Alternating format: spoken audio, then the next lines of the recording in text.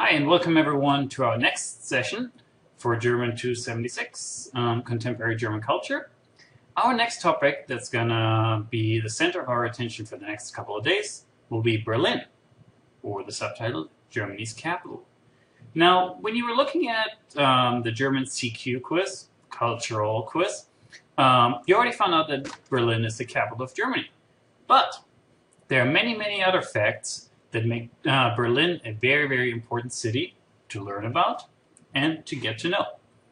Here, I want to show you a short little introduction before you get started on your own, and just to get you into the mood and tell you a little bit about the exercises that are going to be coming up in the next couple of days, and what the tasks are in relation, and also what type of videos we'll be watching and the text that we'll be reading, Ghosts of Berlin. So, stay tuned. Berlin is a city that is very historically shaped. That means Berlin, although only 800 years old, has a very rich history, which of course make it therefore more important to us as students to learn about, because what's more important than the capital of the country? And after all, the topic of our class is contemporary Germany. Berlin was, besides the Prussian capital during the early time in the 1900s, also occupied earlier by Napoleon himself. And the picture you're seeing to the right, the Quadriga, which is actually on top of the Brandenburg Gate, was brought to Leipzig, 500,000 people town, just 1 hour south of Berlin, actually my hometown. Now, after the Napoleon occupation was over, they brought the Quadriga back and put it back on the Brandenburg Gate. And here's an interesting fact. The Brandenburg Gate actually, or the figures on top of the Brandenburg Gate, actually face eastwards, towards East Germany. Of course, Berlin was also part in both World Wars. And, as many of you may know, during the Second World War, Berlin was divided. Not only was Germany divided, but Berlin itself, by itself, was divided into the 4 sectors by the 4 powers. Obviously, this makes Berlin so much more interesting when you're thinking about all the historical, cultural, and political aspects that shaped the city. Thinking about the American-British occupation, the Soviet occupation, Berlin being divided in the middle during the Second World War, and of course, the reunification of Germany, and therefore the reunification of Berlin.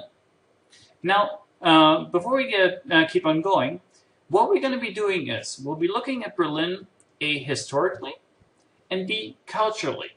That means, while we're going to be looking at a couple of videos, some very important, of very important times that shaped Berlin, we'll also be looking at contemporary Berlin. That means we'll be watching a couple of videos. One is a documentary from BBC called The Real Berlin.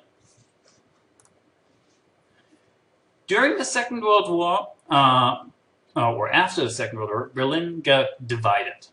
That means the powers, the West and the powers of the East, Soviet Union, the British, French, and American occupants, decided to split Berlin. Being the capital and being such an important city, they wanted to make sure to keep the control. Now, when you remember, one question in the German CQ was the Berlin airlift, which happened in 1948, 1949. What that means is that Berlin actually got blocked by the Soviet powers. The only street that was leading into Berlin was blocked as part of the occupation, and so the Americans and the British had to fly in food and supplies to the people of Berlin via airplane. That happened right after the Second World War, so in 48-49, as the correct answer was, and was a very important part of establishing a somewhat pro-American feeling for the Berlin people. Jumping 50 years or 40 years ahead, looking at November 9th, 1899, the Berlin Wall finally came down. Now, I'm kind of rushing through the history of Berlin here, but it is important to see what all happened as we progress through Berlin's history. And I highly suggest you read up a little bit more about the history. It is quite interesting, and it's so much more important to know a couple of political facts as we go on. And you'll be seeing those facts and those events also in some of the movies we'll be watching later. In 1990, Berlin became the capital again and the center for the federal government of Germany. What that means is the previous capital was Bonn, placed in West Germany during that time, and therefore the center of Germany, West Germany during that time. Part of the reunification and part of the contract signed between East and West was to establish Berlin again as the capital.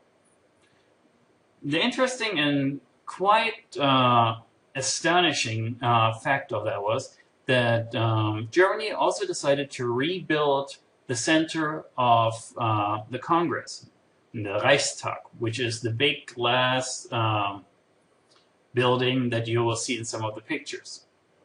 So, after the World War, the divided Berlin and Germany, the fall of the wall and the reunification, Berlin once again became the capital of Germany. One of the texts we'll be reading is by Brian Ladd, The Ghost of Berlin. And what he's doing, and what you'll be reading about, is the history, the architectural history of Berlin. He will talk about national identity, he will talk a little bit about the city history itself, and he will show you a nice overview of the urban landscape that is Berlin, which is quite diverse, thinking back to 40 years of West Germany and 40 years of East Germany. So a divided city that pretty much grew and developed, completely different, just separated by a wall. And what you'll be reading about are some of the Berlin ruins, some of the buildings that were built during the divided Berlin time, and some of the buildings that were recently built. And of course, some of the very many memorials that Berlin is featuring.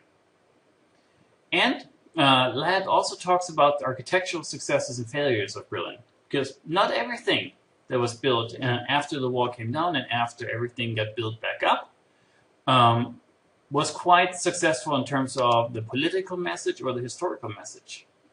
And therefore, we had a lot of public debates and political controversies that were actually based in the past, but came up over and over again pretty much until today. When you be watching the BBC documentary, I want you to pay attention to what the real Berlin is. And this is kind of one of the discussion topics we'll be having over the next couple of days. That means, what makes Berlin Berlin?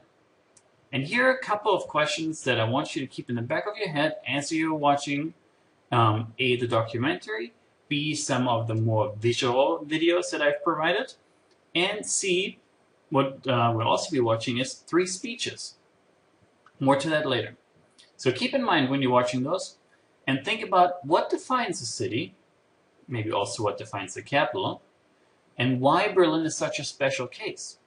I told you a little bit about the history, but there's a much deeper message behind it, and a much deeper cultural message behind it that you'll be able to find out. I told you a little bit about it, but keep in mind, how did the history shape the city? How did the politics shape the city? And what has Berlin become today? Why is it such an important contemporary city of Germany?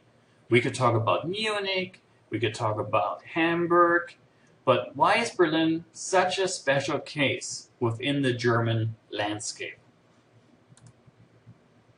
Here are a couple of buildings I just want to show you real quick, because one of the exercises will be you assembling a timeline of buildings in Berlin. That means I will give you a couple of buildings by name. You'll be able to find some of the buildings through your readings and through the videos you'll be watching. And what we'll be doing is we'll be doing a wonderful graphical online timeline of buildings, when they were created, what their importance was, and why they still matter today. Number 1 here is the Gedächtniskirche, which was the Kaiser Wilhelm Memorial Church, and for the western part, a very, very important boulevard, shopping area, living area. We also have the Europe Center, Europa Center, and of course the Brandenburg Gate, which I told you about earlier. And last but not least, Unter den Linden, which was the eastern portion of Berlin during the divided Berlin time, and has become one of the most successful rebuilt and historically improved parts of Berlin. Alright, now I'm going to show you what to expect. Okay, what you see here is Dippity. Dippity lets you easily create a timeline of events, of things that happened, of certain historical facts, and we'll be doing exactly the same, just with Berlin and its historical buildings. Once you get to that exercise, I want you to create an account for yourself. It's free, it doesn't cost a thing, and you'll be going in and creating a timeline just like this. You see this as I go back here, 1945, all the way to 2010. This one is in Steve Jobs, just as an example. And you'll be able to add things to this timeline, to your own timeline, and add the buildings that are important or that you think are important, buildings you newly discovered through the videos and through the texts, add either images or videos, and provide a short description. Why was this building important? What is the history? Why is it important today? So this is one of the exercises we'll be doing. Second, if you go to YouTube, our YouTube account, there is a Berlin playlist ready for you now. There are a couple of videos for you that are part of the exercise and the tasks for this section of the course. We have 3 speeches. We'll start off with John F. Kennedy's speech in Berlin. Ich bin ein Berliner. Everybody heard that term before. And you'll be learning a little bit about the historical facts, what Kennedy was talking about, and also the reason why he was in Berlin. And then we have 2 very recent Barack Obama speeches. One from 2008 and one actually just a month or so ago from 2013. Now, Barack Obama is actually the first president that came back twice. So I want you to pay attention to both of those talks and tell us afterwards why those are important. Look in the task section for detailed questions. Then again, as I told you earlier, we have a documentary, The Real Berlin 1 and 2, which you'll be watching. And I also provided 2 more videos for you. One a little bit longer, but quite interesting, and especially for our timeline exercise, very important. Berlin, Germany, which will show you a lot of the different buildings and what Berlin is made of. And then a short documentary or news clip called Berlin, the New Capital of Unified Germany, to give you a little bit more of a background about the unification and why Berlin became a capital again. So, whenever you're ready and you watch this introduction, jump on over to the content. All the links are here. You can watch the videos either on D2L or jump to the YouTube account. The tasks will be up here in a second too. The reading, Ghosts of Berlin is here, as well as the tasks. And the link to Dippity. Don't forget to create your own account. You'll be posting a link to your historical places of Berlin map later on D2L. So, I hope you're all ready, you're excited, and let's get learning about Berlin. Have fun.